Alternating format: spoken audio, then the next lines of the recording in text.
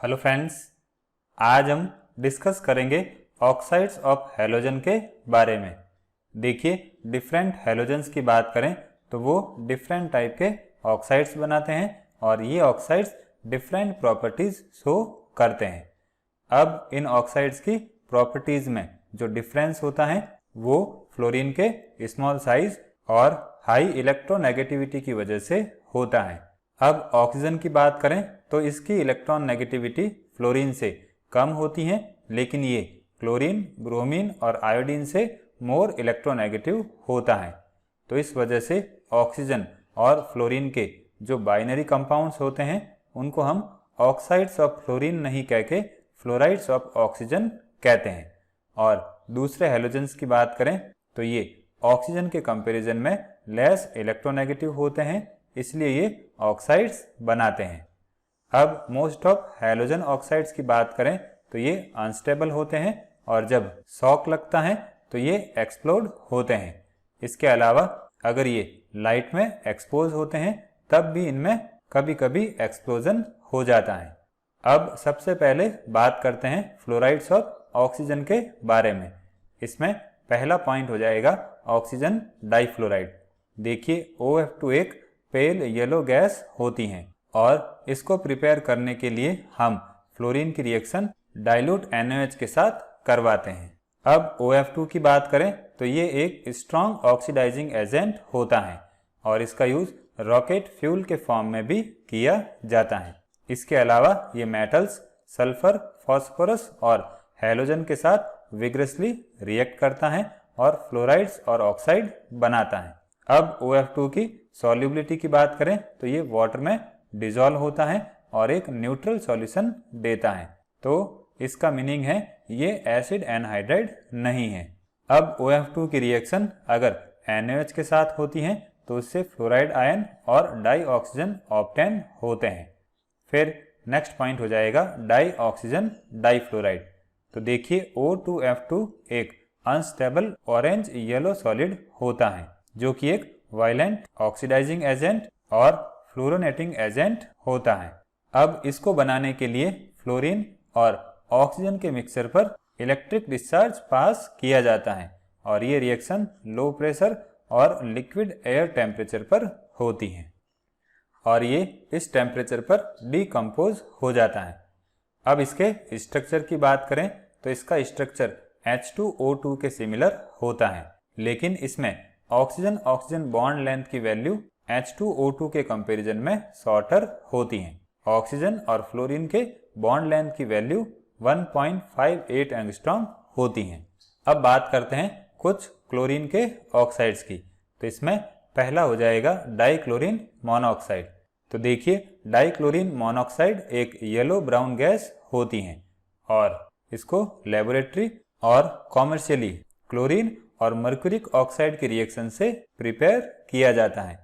अब इसमें जो हैलोजन गैस यूज की जाती है उसको ड्राई एयर के थ्रू डाइल्यूट किया जाता है। अब डाइक्लोरीन मोनोऑक्साइड की बात करें तो ये रिड्यूसिंग एजेंट या अमोनिया की प्रेजेंस में एक्सप्लोड होता है या इसको हीट करते हैं तो भी इसका एक्सप्लोजन होता है। देखिए, डाइक्लोरो मोनोऑक्साइड और अमोनिया की रिएक्शन से ये प्रोडक्ट्स ऑब्टेन होते हैं। अब डाइक्लोरीन मोनोऑक्साइड की बात करें तो ये वाटर में वेरी सॉल्युबल होती हैं और हाइपोक्लोरस एसिड बनाती हैं। अब सॉल्युबिलिटी की बात करें तो -9 डिग्री सेल्सियस पर 100 ग्राम H2O में 144 ग्राम डाइक्लोरीन मोनोऑक्साइड डिसॉल्व हो जाती हैं।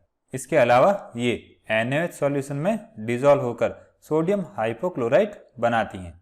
अब देखिए, most of dichlorine monoxide hypochlorite की मैन्युफैक्चरिंग के लिए प्रोड्यूस की जाती हैं। हाइपोक्लोराइट के एग्जाम्पल हो जाएंगे सोडियम हाइपोक्लोराइट और कैल्शियम हाइपोक्लोराइट। अब कैल्शियम हाइपोक्लोराइट में जब कैल्शियम हाइड्रोक्साइड और कैल्शियम क्लोराइड की इम्प्योरिटीज प्रेजेंट होती हैं तो उसको हम ब्लीचिंग पाउडर कहते हैं और इन सारे कंपाउंड्स का यूज वुड पल्प और फैब्रिक्स को ब्लीच करने में और एज ए डिसइंफेक्टेंट किया जाता है। इसके अलावा डाइक्लोरीन मोनोऑक्साइड का यूज क्लोरीनेटेड सॉल्वेंट्स बनाने में भी किया जाता है। अब OF2, Cl2O और Br2O के स्ट्रक्चर की बात करें तो ये एक ही टेट्राहेड्रन से रिलेटेड होते हैं, जिसमें 2 पोजीशन लॉन पेयर के थ्रू ऑक्यूपाई होती हैं। फिर नेक्स्ट पॉइंट हो जाएगा क्लोरीन डाइऑक्साइड।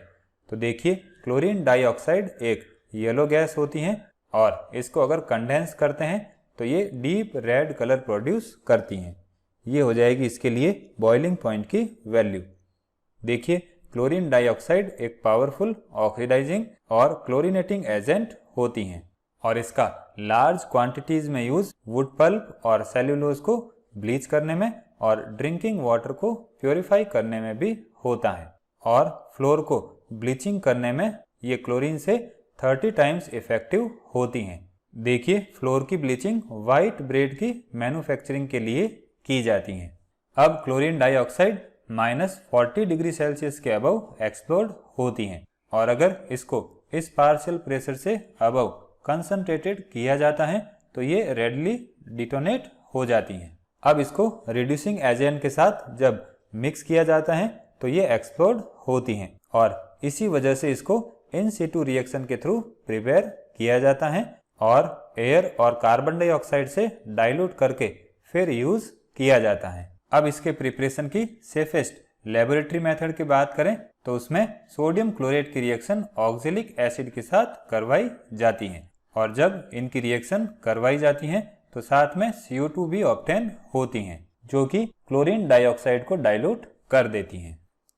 इसके अलावा क्लोरीन डाइऑक्साइड को सोडियम क्लोरेट और क्लोरिक एसिड से भी ऑब्टेन किया जा सकता है। अब देखिए, क्लोरीन डाइऑक्साइड को जब वाटर में डिसॉल्व किया जाता है तो इससे हीट इवोल्यूट होती है और एक डार्क ग्रीन सॉल्यूशन ऑब्टेन होता है। इसके अलावा ये वेरी स्लोली डार्क में डिकम्पोज होती हैं और अगर इसको इल्यूमिनेट किया जाए तो ये रैपिडली डिकम्पोज होती हैं।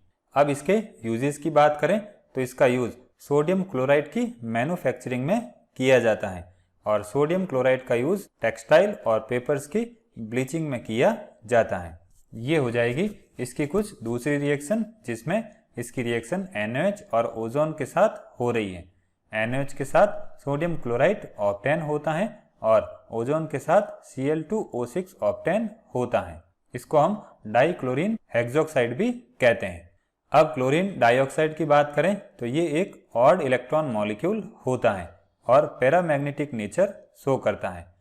अब दूसरी ऑड इलेक्ट्रॉन स्पीसीज की तरह ये डाइमराइज नहीं होता है, क्योंकि इसमें जो ऑड इलेक्ट्रॉन प्रेजेंट होता है वो डीलोकलाइज्ड होता है। ये हो जाएगा इसका स्ट्रक्चर। फिर नेक्स्ट बात करते हैं क्लोरीन परक्लोरेट की। तो इसको सीजियम परक्लोरेट और क्लोरीन फ्लोरोसल्फेट की रिएक्शन से ऑब्टेन किया जा सकता है। अब स्टेबिलिटी की बात करें तो ये क्लोरीन डाइऑक्साइड के कंपैरिजन में लेस स्टेबल होता है और रूम टेम्परेचर पर इन कंपाउंड्स में डिकम्पोज हो जाता है। फिर नेक्स्ट हो जाएगा डाइक्लोरीन हेक्सोक्साइड। तो ये एक डार्क रेड लिक्विड होता है जो कि इस टेम्परेचर पर फ्रीज होके येलो सॉलिड बनाता है। इसको बनाने के लिए क्लोरीन डाइऑक्साइड की रिएक्शन ओजोन के साथ करवाई जाती है और ये इस मोनोमर के साथ इक्विलिब्रियम स्टेट में रहता है। अब इसके स्ट्रक्चर की बात करें तो न तो लिक्विड और न ही सॉलिड का स्ट्रक्चर नोन है। ये दोनों ही डाईमैग्नेटिक होते हैं क्योंकि इसमें कोई भी अनपेयर्ड इलेक्ट्रॉन प्रेजेंट नहीं होता है। ये हो जाएगा इसका पॉसिबल स्ट्रक्चर। इसके अलावा ये एक स्ट्रॉन्ग ऑक्सीडाइजिंग एजेंट होता है और अगर ये ग्रीस के साथ कांटेक्ट में रहता है तो एक्सप्लोड होता है। अब अगर इसका हाइड्रोलाइसिस एल्कली और H2O की प्रेजेंस में करवाते हैं तो क्लोरेट और परक्लोरेट ऑब्टेन होते हैं। इसके अलावा ये HF और N2O4 के साथ रिएक्शन करके परक्लोरेट बनाता है। फिर नेक्स्ट हो जाएगा डाइक्लोरीन हेप्टोक्साइड। देखिए, ये एक कलरलेस ऑयली लिक्विड होता है जो कि मॉडरेटली स्टेबल होता है और क्लोरीन का एक एक्सोथर्मिक ऑक्साइड होता है। इसके अलावा ये शॉक सेंसिटिव भी होता है। अब इसको प्रिपेयर करने के लिए हम परक्लोरिक एसिड का डिहाइड्रेशन फास्फोरस पेंटाऑक्साइड की प्रेजेंस में -10 डिग्री सेल्सियस पर करवाते हैं और उसके बाद इस टेम्परेचर और इस प्रेशर पर डिस्टिलेशन करते हैं। अब इसका स्ट्रक्चर कुछ इस तरह से होता है और इसमें सेंट्रल ऑक्सीजन पर ये बॉन्ड एंगल प्रेजेंट होता है। अब रिएक्टिविटी की बात करें तो ये लोअर ऑक्साइड से लेस रिएक्टिव होता है और ऑर्गेनिक मटेरियल को इग्नाइट नहीं करता है। अगर इसकी रिएक्शन वाटर के साथ होती है तो परक्लोरिक एसिड ऑब्टेन होता है। फिर बात करते हैं ब्रोमीन के ऑक्साइड्स की। तो देखिए ब्रोमीन के जो ऑक्साइड्स हैं वो लेस नोन है और इनके ऑक्साइड्स क्लोरीन के ऑक्साइड्स के कंपैरिजन में लेस इंपॉर्टेंट होते हैं। अब Br2O की बात करें तो ये एक डार्क ब्राउन लिक्विड होता है जिसको प्रिपेयर करने के लिए Br2 और मर्क्यूरिक ऑक्साइड की रिएक्शन करवाई जाती है, या अगर BrO2 को डिकम्पोज करते हैं तो Br2O ऑब्टेन होता है। अब ये वाटर के साथ रिएक्शन नहीं करता है और हाइड्रोजन ऑक्सीब्रोमाइड या हाइपोब्रोमस एसिड नहीं बनाता है, लेकिन अगर NaOH के साथ इसकी रिएक्शन होती है तो हाइपोब्रोमाइड आयन ऑब्टेन होता है। इसके अलावा ये एक स्ट्रॉन्ग ऑक्सीडाइजिंग एजेंट होता है जो कि I2 को I2O5 में ऑक्सीडाइज कर देता है। अब BrO2 की बात करें तो ये एक पेल येलो सॉलिड होता है और इसको प्रिपेयर करने के लिए लो टेम्परेचर और प्रेशर पर ब्रोमीन और O2 गैस के मिक्सचर पर इलेक्ट्रिक डिस्चार्ज पास किया जाता है, या अगर हम ओजोन और ब्रोमीन की रिएक्शन -78 डिग्री सेल्सियस पर करवाते हैं तो BrO2 ऑब्टेन होता है। अब ये -40 डिग्री सेल्सियस के बिलो ही स्टेबल होता है। स्ट्रक्चर की बात करें तो इसका स्ट्रक्चर ClO2 के सिमिलर होता है, लेकिन ये ClO2 से लेस इंपॉर्टेंट होता है। अगर इसका हाइड्रोलाइसिस एल्कलाइन सॉल्यूशन की प्रेजेंस में करते हैं तो ब्रोमाइड और ब्रोमेट आयन ऑब्टेन होता है, और अगर इसकी रिएक्शन F2 के साथ होती है तो FbRO2 ऑब्टेन होता है। फिर बात करते हैं ऑक्साइड्स ऑफ आयोडीन के बारे में। तो देखिए आयोडीन के ऑक्साइड्स दूसरे एलिमेंट्स के ऑक्साइड्स के कंपैरिजन में मोर स्टेबल होते हैं। अगर हम आयोडीन पेंटाऑक्साइड की बात करें तो इसको प्रिपेयर करने के लिए आयोडिक एसिड को 170 डिग्री सेल्सियस पर हीट किया जाता है और I2O5 वाटर में वेरी सॉल्युबल होता है, तो हम इसको आयोडिक एसिड का एनहाइड्राइड कह सकते हैं। अब ये हाइग्रोस्कोपिक नेचर का होता है, इसलिए इसका यूज कॉमर्शियली वाटर को एब्जॉर्ब करने में होता है, और जब ये वाटर एब्जॉर्ब करता है तो उसका फॉर्मूला ये रहेगा। अब इसको अगर 300 डिग्री सेल्सियस पर हीट करते हैं तो ये I2 और O2 में डिकम्पोज हो जाता है।